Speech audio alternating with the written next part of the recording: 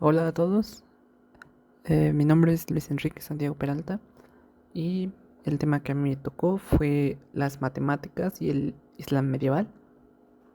Y bueno, lo que vamos a ver en esta presentación va a ser el sistema decimal, el álgebra, la trigonometría y la transmisión de este conocimiento a Europa. Y bueno, antes de entrar de lleno al tema hay que ponernos un poco en contexto, ya que pues cuando pensamos en la historia de las matemáticas solemos imaginar un salto directo desde los griegos antiguos hasta el Renacimiento europeo, como, como si durante 1000 años la humanidad hubiera decidido tomarse unas largas vacaciones intelectuales. Pero la realidad es muy distinta, ya que entre los siglos 8 y 15 el mundo islámico se convirtió en un epicentro científico del planeta, ya que en ese lugar se unificaba bajo la lengua árabe, claro, mentes brillantes de Persia, Egipto, Siria y el norte de África. El corazón de este movimiento fue la Casa de la Sabiduría en Bagdad, y aquí en la diapositiva puse una imagen, pero es meramente ilustrativa, ya que pues no hay fotos reales de la Casa de la Sabiduría porque fue destruida a causa del Imperio Mongol. Y también puse el mapa del Califato Abbasí, donde podemos ver a Bagdad, que está aquí en el centro, un poquito arriba de Irak. Ese lugar era muy importante porque los sabios que estaban en ese lugar no solo traducían las obras de Euclides o Arquímedes, también las corregían, las mejoraban y también las fusionaron con el sistema decimal y el cero. Esto no solo se quedó en teoría, también aplicaron todo esto a problemas prácticos del comercio o la agrimensura. Dicho esto, pues ahora podemos ver la historia de cómo se aplicó todo este conocimiento. La primera gran aportación que vamos a ver en esta presentación es el sistema de numeración que pues usamos todos los días, ya que antes de que llegara el sistema indoarábigo, en Europa se utilizaban los números romanos, y aunque sirven para registrar cantidades, hacer operaciones con ellos es una auténtica pesadilla. Por ejemplo, supongamos que queremos sumar 2024 y 358. Si usáramos números romanos, el procedimiento es un poquito engorroso y nos llevaría un poco más de tiempo. No lo desarrollo en esta presentación porque solo me dieron 15 minutos para exponer, así que pues se deja de ejercicio al oyente. En cambio, con nuestro sistema actual pues es más sencillo porque basta con alinear los dígitos verticalmente y la solución sale en segundos prácticamente, dependiendo de la habilidad del individuo. ¿Y por qué sale en segundos? Pues es gracias a tres ideas revolucionarias. La primera, pues es el sistema decimal. Ya solo nos tenemos que preocupar por números del 0 al 9. La segunda, y la que realmente cambia el mundo, pues es el valor posicional, ya que el 3, por ejemplo, puede valer 3, 30 o 300 según donde esté acomodado. Y la tercera es el 0, ya que el 0 no solo representa la nada, sino que también actúa como digamos, un contenedor que indica que una posición está vacía, permitiendo diferenciar al instante entre 42, 402 o 4002. Bien, entonces pasemos a la siguiente diapositiva. Llegados a este punto nos podemos hacer una pregunta muy interesante. ¿Qué pasaba cuando el resultado no era un número entero? Por ejemplo, si quisiéramos repartir algo entre 4 u 8 personas, aparecían, bueno, podían aparecer cantidades menores que uno. Lo verdaderamente brillante aquí fue que los matemáticos del mundo islámico extendieron la idea del valor posicional a estas cantidades.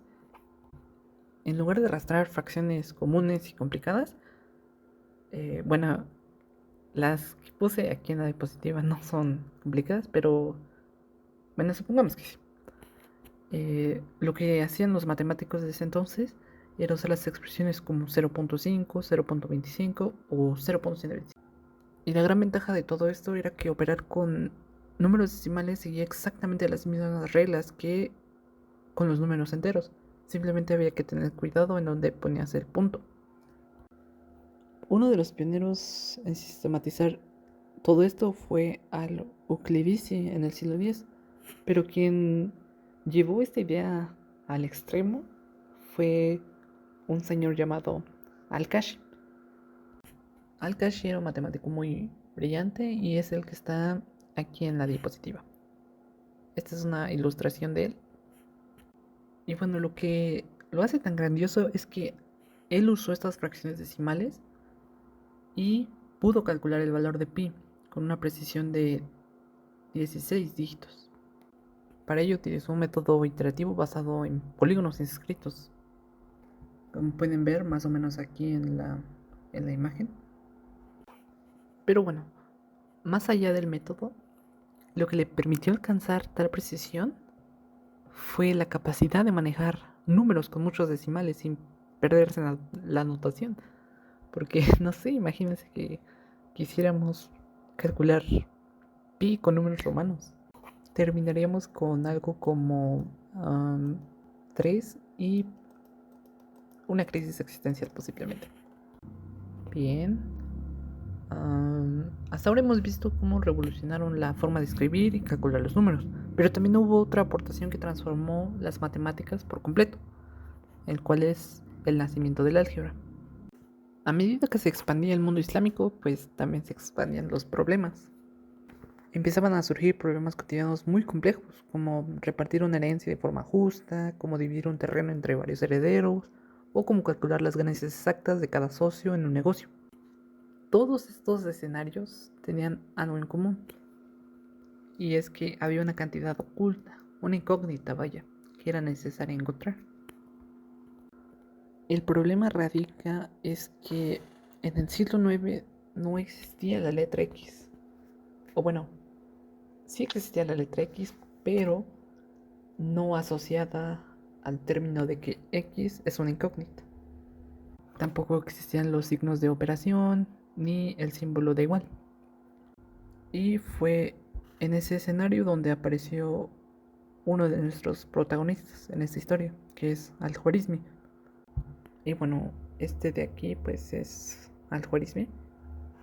Y lo que hace especial a esta persona es que él escribió un libro donde reunía todos estos problemas prácticos y también se daba cuenta de algo muy brillante. Y es que aunque el contexto de los problemas parecía diferente, las estructuras matemáticas detrás de ellos eran las mismas. O sea que su gran genialidad no fue inventar los problemas, sino encontrar un método general para resolverlos, clasificando prácticamente todo el universo de incógnitas en solo 6 tipos básicos de ecuaciones, las cuales pues son estas que están aquí en la presentación. Aunque bueno, estas que están en la presentación yo las traduje a el lenguaje moderno, ya que él en realidad pues lo explicaba todo con palabras, llamaba raíces a lo que hoy pues nosotros llamamos x, cuadrados a las x cuadradas y números a las constantes libres. Y así es la forma en la que él hacía el álgebra, porque al no contar con un lenguaje simbólico, lo que, por ejemplo, lo que hoy para nosotros es x cuadrada más 10x igual a 39, para Al-Khwarizmi era un cuadrado y 10 veces su raíz suman 39. Pero el verdadero reto de la época era que Al-Khwarizmi no solo tenía que inventar el procedimiento para resolver esto usando palabras, sino que además debía demostrarle al mundo que su método era matemáticamente correcto.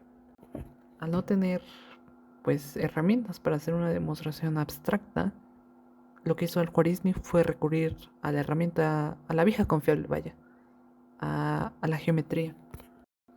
Y bueno, ¿cómo resolvió una ecuación convirtiéndola en figuritas? Pues es lo que vamos a ver en la siguiente diapositiva. Perfecto. Entonces, hay que ver cómo Al-Khwarizmi justificaba su procedimiento. Entonces, retomemos la misma ecuación de la diapositiva anterior, es decir, la de x cuadrado más 10x igual a 39. Primero tomemos un cuadrado del lado x, cuya área pues va a ser x cuadrada. Esto corresponde al cuadradito verde que está aquí en la diapositiva. Y luego consideremos un rectángulo de lados 10 y x, con un área pues de 10x. Y a este rectángulo lo tenemos que partir a la mitad. Entonces nos van a quedar dos rectángulos del lado 5 y del lado x también. Y estos rectángulos los vamos a colocar en los lados contiguos del cuadrado verde. Entonces, nuestra figura resultante va a adoptar una forma como de L, cuya área total pues va a ser x cuadrada más 10x igual a 39. Y bueno, aquí en la imagen puse todo de una vez, pero supongamos que este cuadrado naranja no está. Entonces, para completar un cuadrado mayor, pues es necesario añadir un cuadrado del lado 5 en esa esquina faltante, con un área de 25. Por lo que el cuadrado completo tendrá un área de 64. Y su lado, pues es la raíz cuadrada de 64, es decir, pues 8. Dicho lado está compuesto por x más 5 y pues de donde se deduce que x es igual a 3. Lo interesante de todo esto no es solamente que encontrara la respuesta, sino que podía justificar visualmente por qué el procedimiento funcionaba. Pues para los matemáticos de esa época una demostración geométrica era la forma más sólida de dar validez pues, a un resultado. El álgebra de Al-Khwarizmi que acabamos de ver fue un paso enorme, pero pues tenía sus limitaciones importantes, las cuales eran que esa álgebra se restringía a ecuaciones de primer y segundo grado. Los coeficientes tenían que ser siempre positivos y pues todo se explicaba con palabras. Pero aquí es donde entran en acción nuestros demás protagonistas. El primero fue Al-Karaji, quien rompió, por así decirlo, las cadenas de la geometría y empezó a operar el álgebra de forma puramente aritmética. Además de que pues extendió el juego a potencias más altas, trabajando con cubos, cuartas potencias y descubriendo las leyes de los exponentes que usamos hoy, como por ejemplo x cuadrada por x cúbica es igual a x quinta. Sin embargo, en palabras, al igual que Al-Khwarizmi. Poco después, Al-Samawal organizó estas reglas e introdujo por primera vez el uso de potencias negativas, y también en palabras. Y finalmente el famoso Omar Khayyam, quien asumió el desafío que había derrotado a los matemáticos durante siglos, los cuales eran las ecuaciones cúbicas.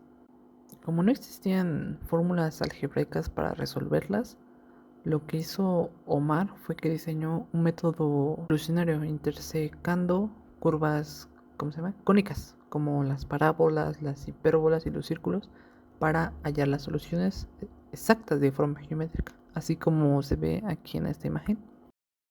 Otra área con aportaciones fundamentales fue la trigonometría.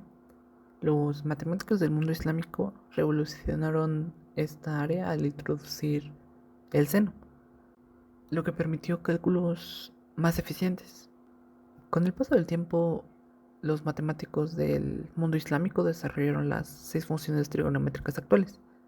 Para hacer útiles estas funciones, astrónomos como Al-Battani elaboraron tablas trigonométricas con una precisión muy increíble. En la práctica, todo este arsenal de herramientas fue indispensable para resolver un problema. Era determinar la qibla, es decir, calcular la dirección exacta hacia la Meca desde cualquier rincón del mundo.